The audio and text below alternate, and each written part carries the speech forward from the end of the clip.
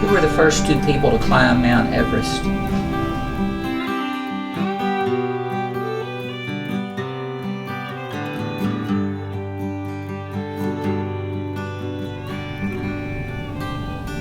According to Wikipedia, on the 29th of May 1953, Hillary's Nepalese Sherpa mountaineer Norgay became the first climbers confirmed. Yeah. And he had tried before with a different country a year or two before and didn't make it, but they made it that year. Well, my name's Walter Patterson. I was born in East Texas, and right after I was 1 year old, I contracted polio. And it was probably the AIDS of its time. People didn't know what caused it. They didn't know how they got it. And if you got it, it was almost like a death sentence for a lot of people.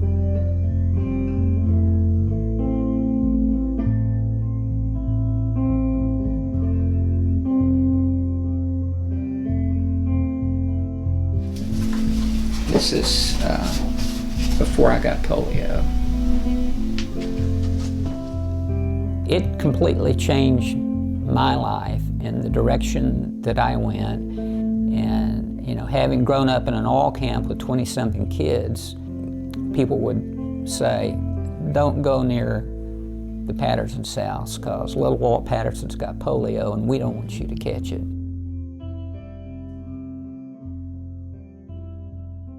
So I wound up going to a hospital in Georgia. It was the one that President Roosevelt established. It's where I used to go get my therapy. It's where I went and had all but one operation throughout my life.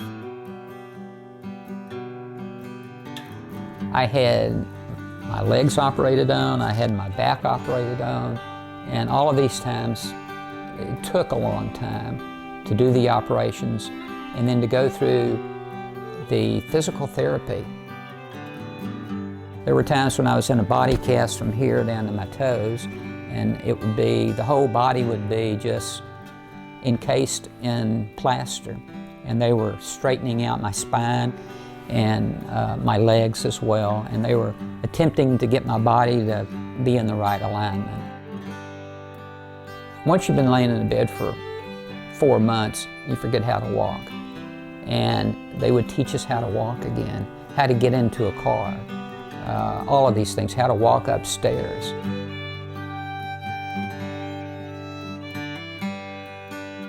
When someone gets something like polio and no one knows anything about it, the whole family really gets it. My parents never gave me a break because I had a disability. They treated me just like my sister. You know, I think therein lies a lot of the reasons that I'm able to do the things that I can do today. My family made a sacrifice and a contribution to where they wanted me to have every possible chance to overcome polio that I could. And to their credit, you know, they deserve a whole lot of the aspect of the success that I've enjoyed in life. And I say success, not necessarily from a business standpoint, but as a person. That's more important. There really wasn't anything I couldn't do having polio, like driving a car. And when I first started driving, my dad said, you're going to have a handbrake on the car for me to be able to get insurance and for you to drive. You know, that went in one ear and out the other. And all I heard is, you'll be able to drive. So I get on the old top road that went in front of our house. I can remember going pretty fast down that straightaway and then coming up to a curve, and there's a big cattle guard there. So I took off, and the last thing I remember is the car started bouncing around, and the next thing I know, the car's upside down in a creek. I could smell gasoline coming out. The car had started to catch on fire. All I knew was I need to get out of that car. I went for the only window that was partially open, and then crawl up an embankment through a barbed wire fence And I looked up in the sky, and it's like the brightest light I've ever seen just exploded in the sky and came shut. And to this day, I believe it was either the Holy Spirit or Jesus Christ. There's really no way a little kid could have crawled out of that car, taken off his leg brace, have the wherewithal to crawl away from the car, through the barbed wire fence, get far enough away from the car before it erupted in flames. It completely gutted the car. And so, for a while, I was known as the kid who flipped a Corvair and it burned up.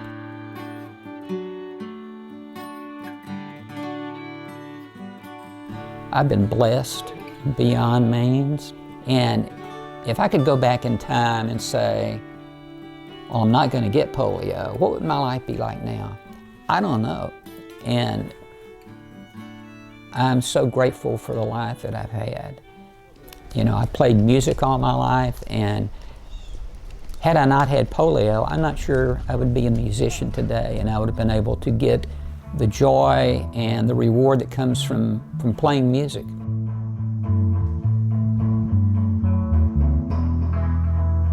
When I was a teenager, on Friday nights and Saturday nights in East Texas, I would go to the dances, but I couldn't dance.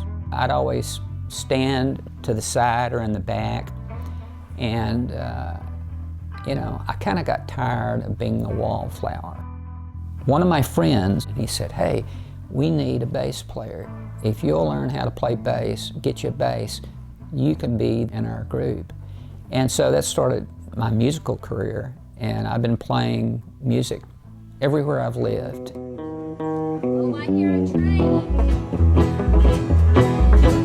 I hear that train a-comin', it's rolling around the bend, and I ain't seen the sunshine since I was when I'm stuck in Folsom Prison, and time keeps dragging on. But that train keeps rolling on down to San Antonio. I've always thought being in a band's better than being on the A team of football.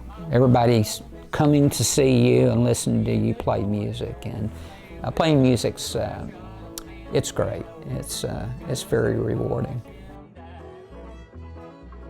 In Austin, we played music at night and we worked in the daytime. Fortunately, through some contacts that we had through the family, I was offered a job at Southwestern Bell Telephone.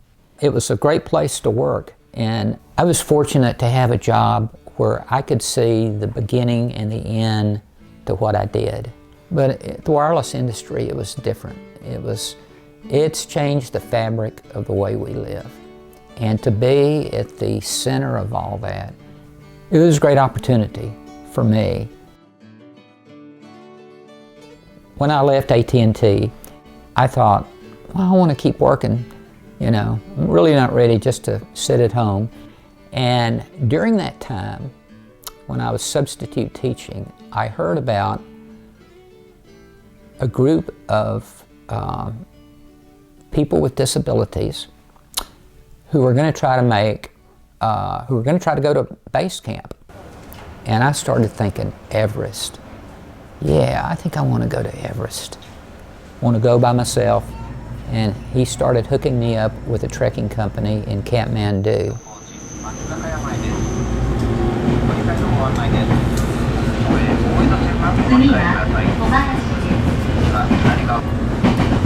The next station, Kobayashi.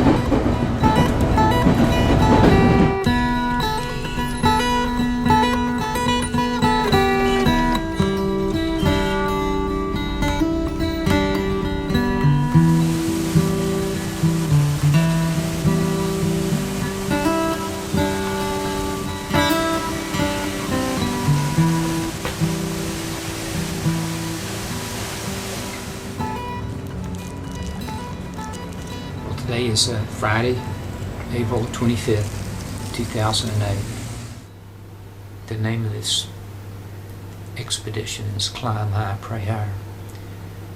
Always remember that while you're here on Earth, to climb high, to do the best you can. Help other people. Be kind. Do what you can to help improve other people's lives with the talents that God's given you. Always realize that you have a special talent and that you can bring a smile to someone's face just by saying good morning and calling their name. It'll brighten up their life. Getting ready to get on our airplane and fly up into the Himalayas, which is about a 30-minute flight. It's kind of a exciting flight, I'm told, and the landing and the takeoff are both. You'll know you've been there once you've been on that flight.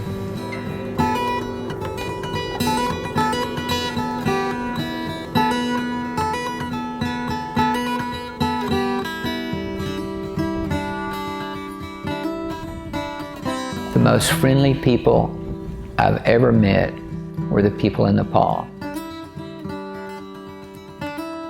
I met people from all around the world, and it's amazing the instant bond that you felt because you were all there for the same thing, and that was to get to base camp.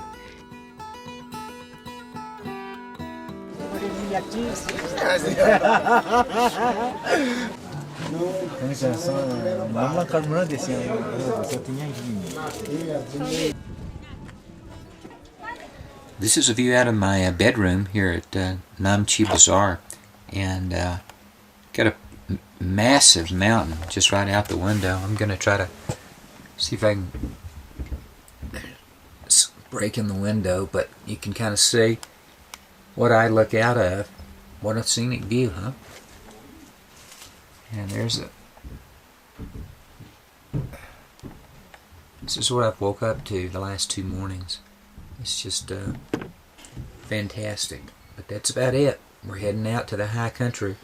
They've told me to lighten my load, so I'm going to go through all my pack stuff and take out everything I can do without. It finally happened, and don't ask me why. There were a lot of reasons why I shouldn't have gone. I had a family, you know. What would have happened if I'd made the wrong step? And there were plenty of places along the trail where if you make a wrong, step or whatever, you're gonna go tumbling 1,000 feet off the trail.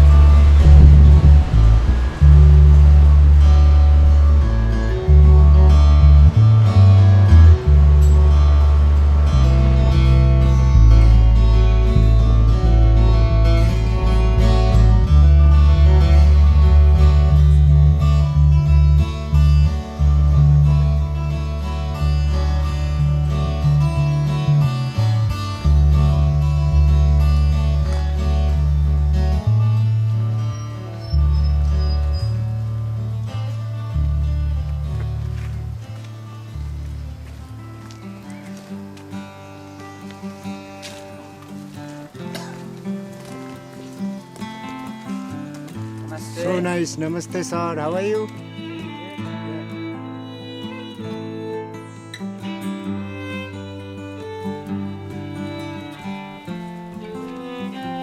My head Sherpa, Mick, we'd been on the trail for several days, and one night in a little village, we were sitting in the tea house, and he says, "You're doing good, but we're not going fast enough." Because I'd done most of the walking up till then. He says, "But to get there and get back in time, for the time that you have, we need to make some changes.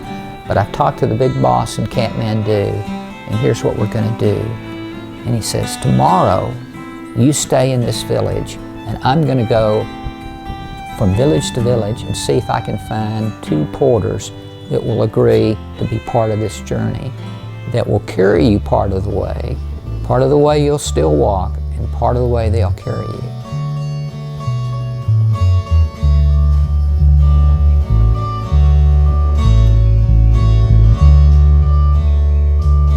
It was the way we could get to base camp and get back within the time frame that I had to make it to base camp and come back. They were something else. Their thighs were like this big, almost like a football. But that's what they did for a living. There are no roads in the Himalayas. There are only trails. For most of the stuff is carried either on the backs of yaks or on the backs of porters. And today, it was Walter Patterson on the back of a porter.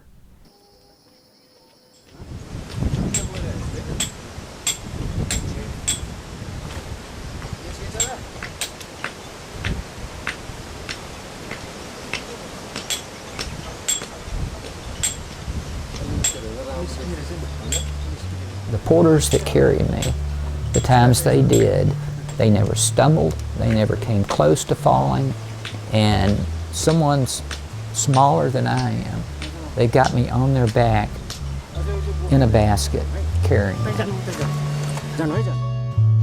It's sort of like life. You don't know where you're going, you can only see where you've been.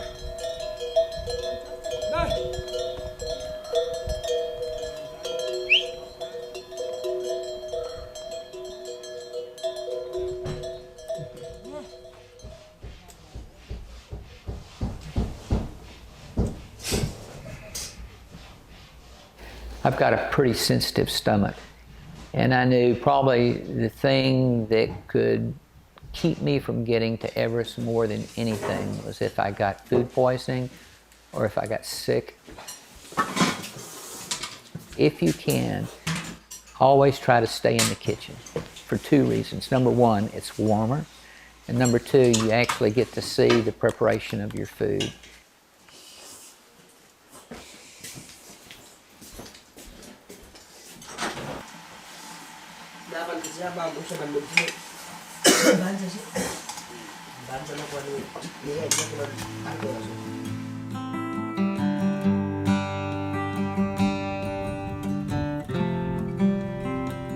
Tried to read as much as I could about trekking to base camp, and I found out that a number of people had died just trying to trek to base camp, much less climb to the top of Everest.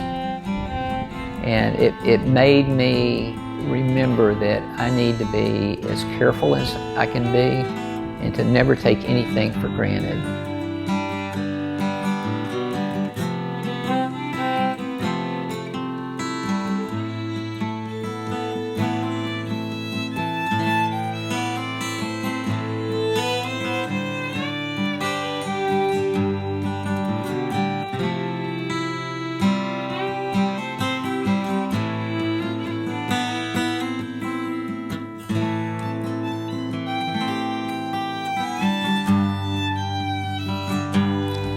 I think the porters would have done anything to make sure that I was protected and that I didn't run into any problems. They had never taken an individual with disabilities up to base camp. And the further we went, the closer we got. It not only became my adventure, but it became their adventure as well.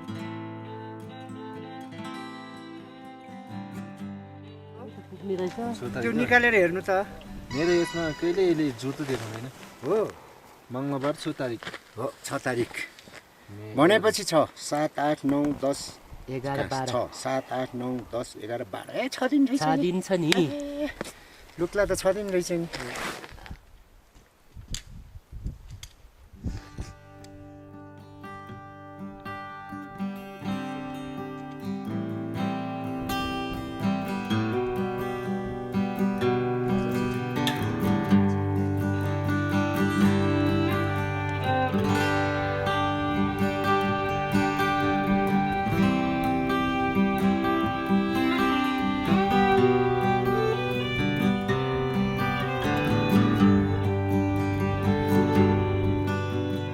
higher we went, the colder it got. I can remember waking up in my tent being so cold. My sleeping bag was rated at -40, but even inside my sleeping bag, I was still cold.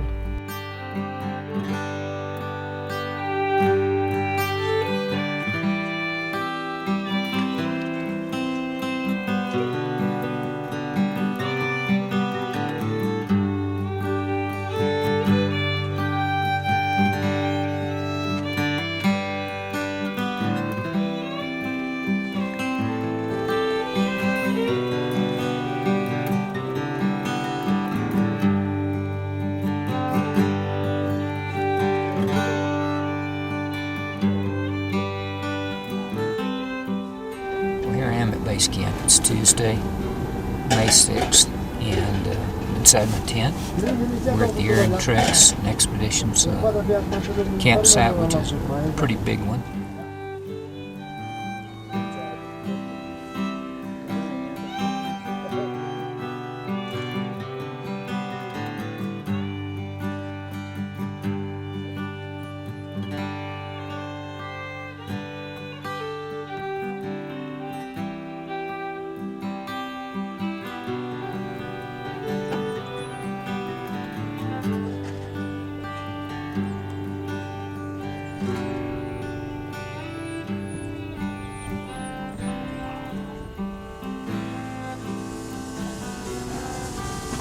What does this mean to me getting here to base camp after all these years? Well, I guess one of the things it proves is if you want something bad enough and you never give up, then you've got a better chance of getting it than if you do give up. You know, the motto for all of this is climb high, pray higher. And we've certainly climbed pretty high, getting here over 18,000 feet.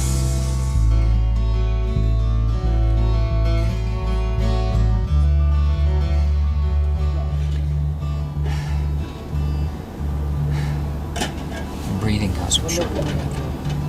There's just not any oxygen out up here. And you can't do anything. And putting on your shoes is probably the most difficult thing to do. Getting your shoes on and bending over, these kind of things. But anyway, I'm here, and this is the culmination of a dream, and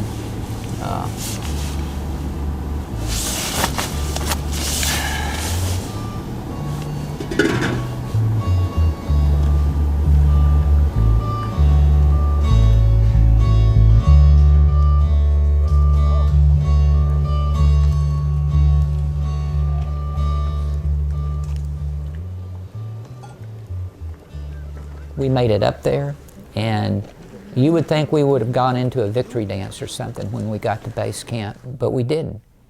Because I think we all realized that getting up there is only half the trip, and you're not finished with the journey until you get down.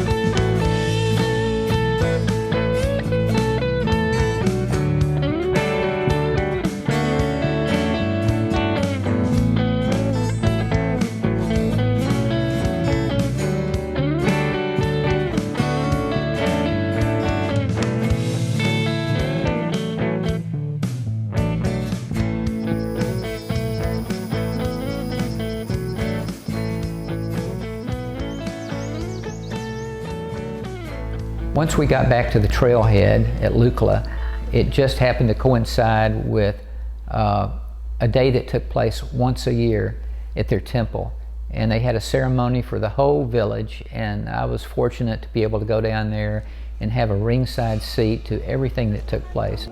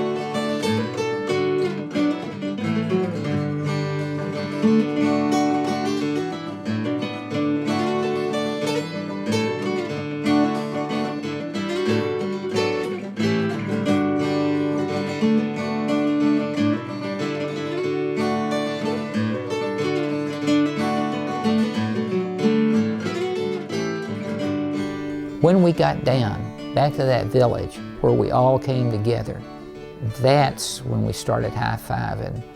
And I have pictures of everyone giving the victory sign and smiling, you know, from here to Tennessee. We really became friends.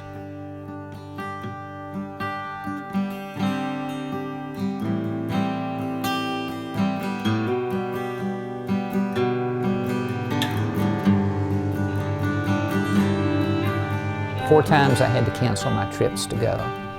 And people would ask me, because one of the ways that I like to accomplish things is I'll publicize what I'm going to do, and I'll put myself on the hook for doing it. And I told a lot of people that I was in the prison ministry with, hey, I'm going to Everest. So people would see me in prisons and they'd go, hey, did you make it to Everest yet? And I'd go, no. I had to cancel my trip. And they'd see me a year later, hey, that was Everest. I had to cancel my trip. And I'm sure some of them thought, he may never go. There was one guy that I could tell from his reactions, he knew I was going to make it one of these days. And I made sure that when I saw him, I was going to give him a rock out of base camp. And so, sure enough, we were going into the bottom state prison, and I saw him and I said, I got a present for you. And I reached in my pocket and pulled it out and said, here. I said, you know, every time you asked me about Everest, I could tell you were all for it, and you had a lot of faith in me, and there were people who didn't. And thank you very much. If I can make it to the base camp of Mount Everest, you can overcome anything in your life, any mountain, any obstacle that you face if you never give up and you just, you know, don't let people or situations beat you down. And I believe that the Lord enabled me to go to Mount Everest so that I could share this story with you. So it doesn't matter what situation you face, you can overcome it. You just never give up. And I don't feel like I've ever given up on the situation. I feel like I've been able to do anything in life I've wanted to do. I've been able to overcome any situation in a good way. And, you know, thanks to the Lord. And that's the music, that's the message that I like to leave with people when I go speak to them. And I hope it helps them.